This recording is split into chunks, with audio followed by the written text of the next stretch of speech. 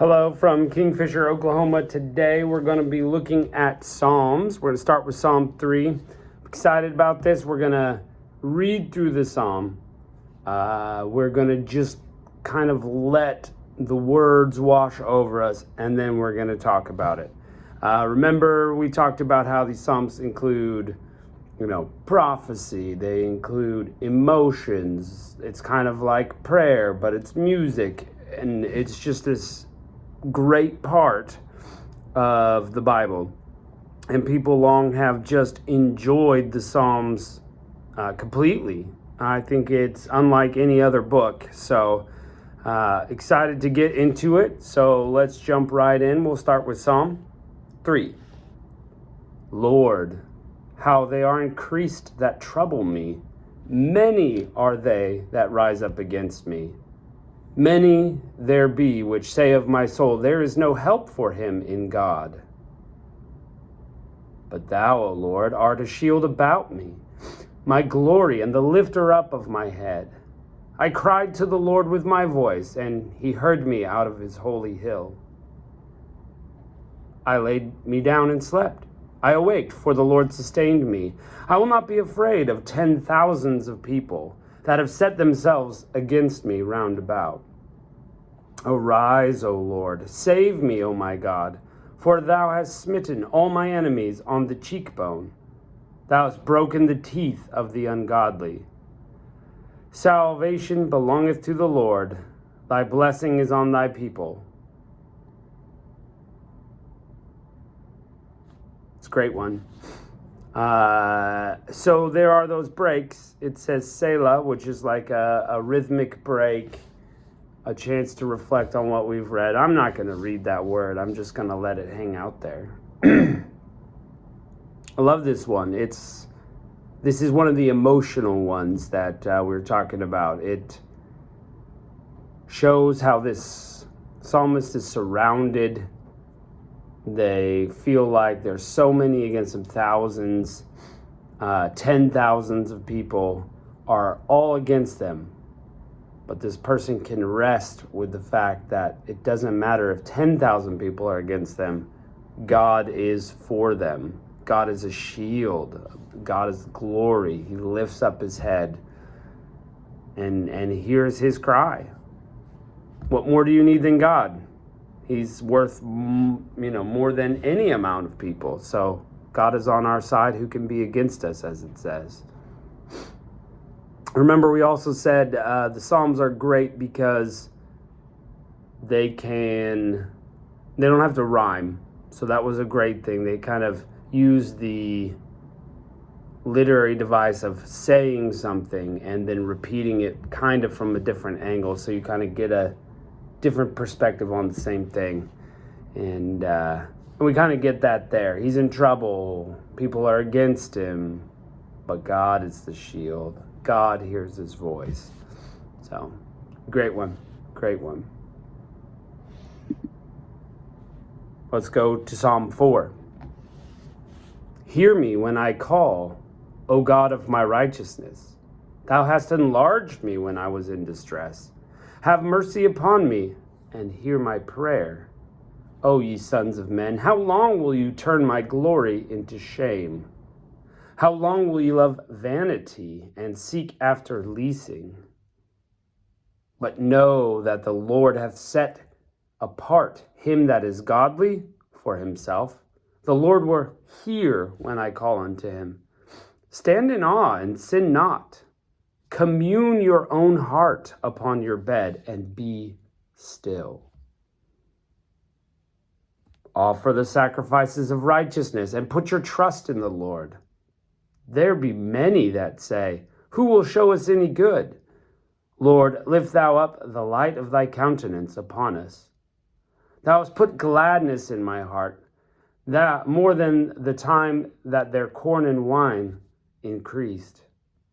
I will both lay me down in peace and sleep, for thou, Lord, only makest me to dwell in safety.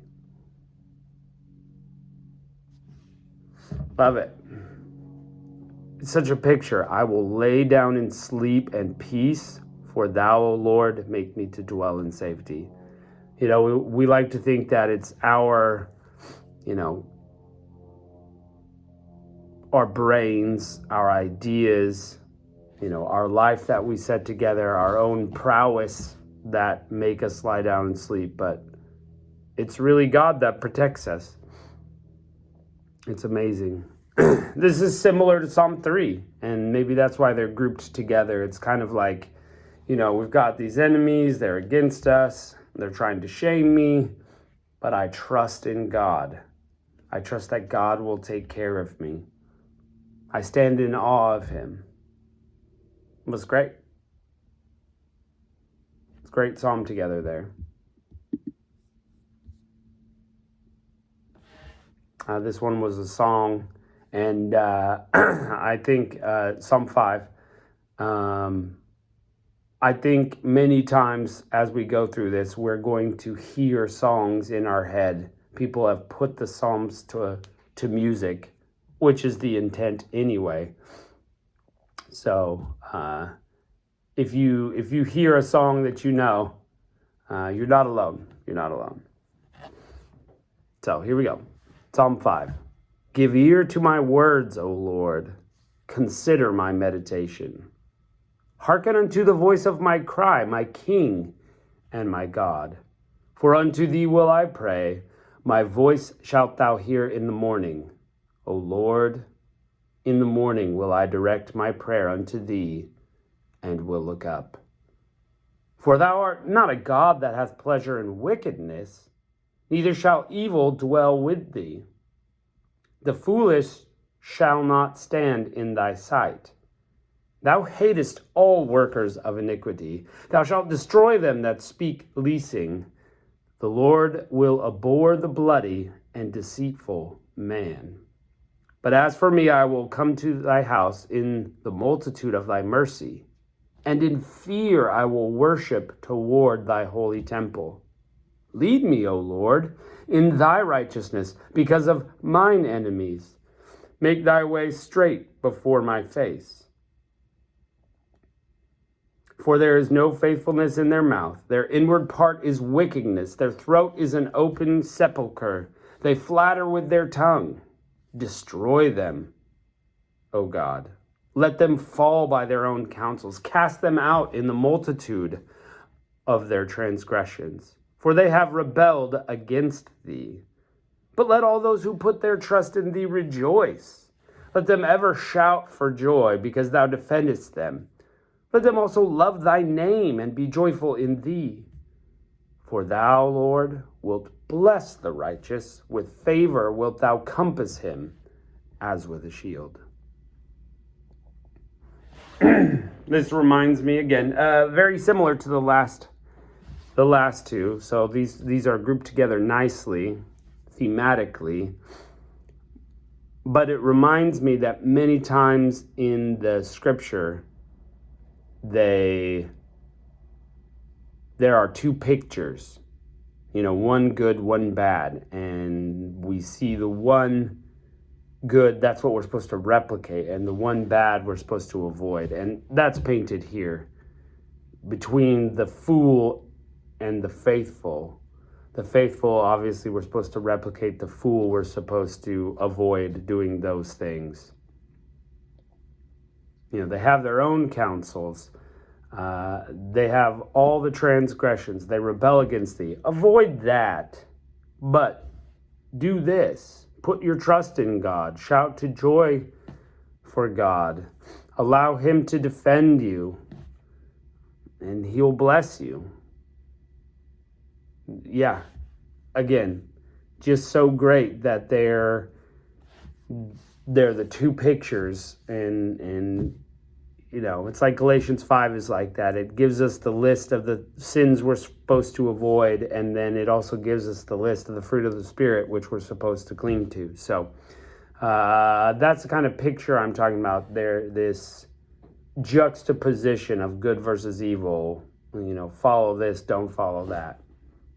And I just kind of got that sense there. And of course, it took me back to high school because we used to sing a song based on that first couple of verses there. So anyway, great Psalms. Thanks for joining us. Hope you just let these wash over you and enjoy them as I am. So, thanks for joining us, and we'll catch you next time.